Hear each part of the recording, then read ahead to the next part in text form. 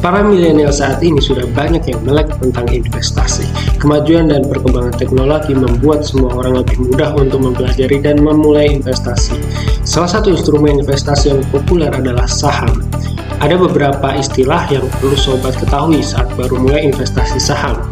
Salah satu hal umum yang harus diketahui oleh para investor saham adalah Initial Public Offering atau IPO. Initial Public Offering dapat diartikan sebagai tindakan perusahaan untuk mendapatkan modal tambahan dengan menawarkan dan menjual saham kepada publik secara umum untuk pertama kalinya.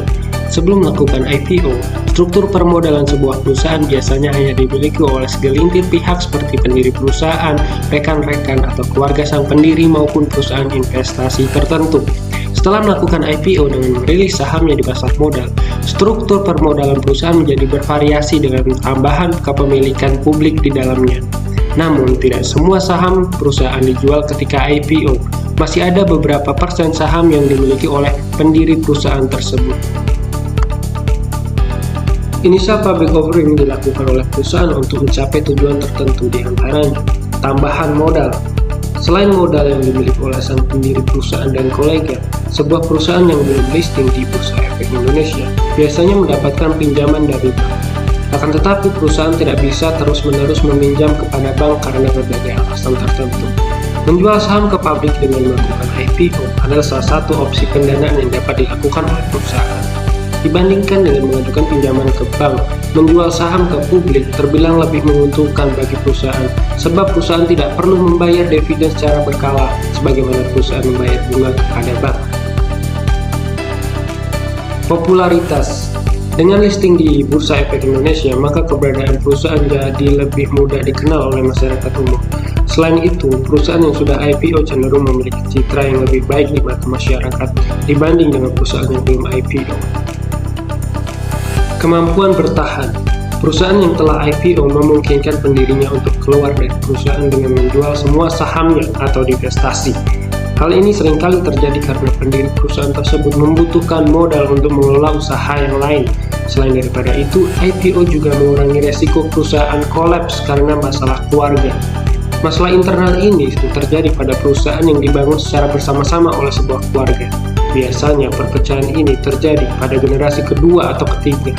Dengan IPO, perusahaan dapat dipercayakan oleh pihak profesional, sementara anggota keluarga masih tetap mempunyai porsi sahamnya masing-masing. Tips memilih perusahaan IPO di Bursa Efek Indonesia. Investor tentu ingin membeli sebuah saham yang mempunyai potensi keuntungan bagus. Memilih saham perusahaan yang baru saja IPO bisa menjadi salah satu strategi untuk mendapatkan keuntungan yang tinggi. Sebab biasanya harga perusahaan IPO masih tergolong murah, apalagi jika saham tersebut dirilis oleh perusahaan yang memiliki potensi yang bagus.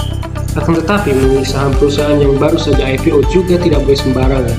Lakukan riset yang mendalam sebelum akhirnya memutuskan untuk membeli saham tersebut. Cari tahu lebih dalam profil perusahaan, serta baca prospektus perusahaan tersebut. Prospektus adalah sebuah dokumen yang harus diserahkan oleh perusahaan yang ingin IPO kepada Securities and Exchange Committee atau SEC. Dalam dokumen ini tertera beberapa informasi yang diperlukan investor yang tertarik untuk membeli saham perusahaan tersebut. Di dalamnya berisi juga informasi rencana penggunaan modal yang diperoleh perusahaan dari penjualan saham. Dari data ini kita bisa menilai dari karakteristik perusahaan tersebut apakah memiliki prospek yang bagus atau tidak. Hal ini perlu dilakukan karena tidak semua perusahaan yang disetujui oleh BEI adalah perusahaan yang baik dan menguntungkan. Perlu diingat bahwasanya seiring potensi keuntungan yang besar, maka terdapat potensi kerugian yang besar pula. Sama halnya dengan membeli saham perusahaan yang baru IPO. Bisa jadi ketika pertama kali menawarkan saham, kita melihat bahwasanya perusahaan ini memiliki potensi keuntungan, apalagi harganya yang relatif masih murah ketika IPO. Tetapi perlu diingat bahwa ada ketidakpastian yang menunggu di masa depan.